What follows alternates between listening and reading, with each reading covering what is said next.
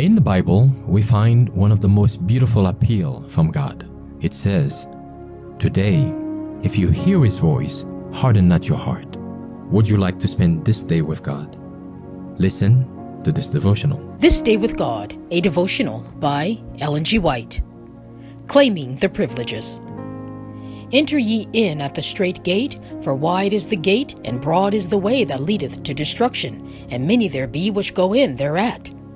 But strait is the gate, and narrow is the way which leadeth unto life, and few there be that find it. Matthew 7 verses 13 and 14.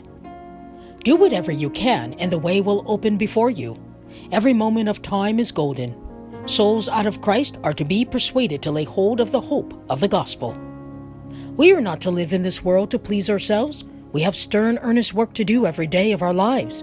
We look by faith to the things that are unseen, and in so doing, we lose sight of the trials and hardships of the way. Heaven is our home. We dare not run any risk of losing the one hope we have cherished so long, of seeing Jesus as He is and of being made like Him. We hope you will guard your steps, live the life of prayer and faith, and win the unfading crown of glory.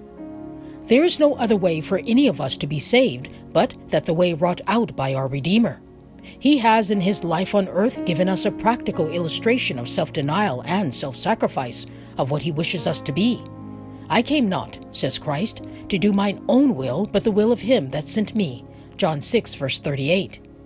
We cannot be Christians while we live to please ourselves. We must enter in through the strait gate of self-denial if we follow the Master. This straight, self-denying path is too narrow for many to walk in who profess godliness. They want an easier path and are climbing up some other way. They refuse to follow in the footsteps of our Redeemer.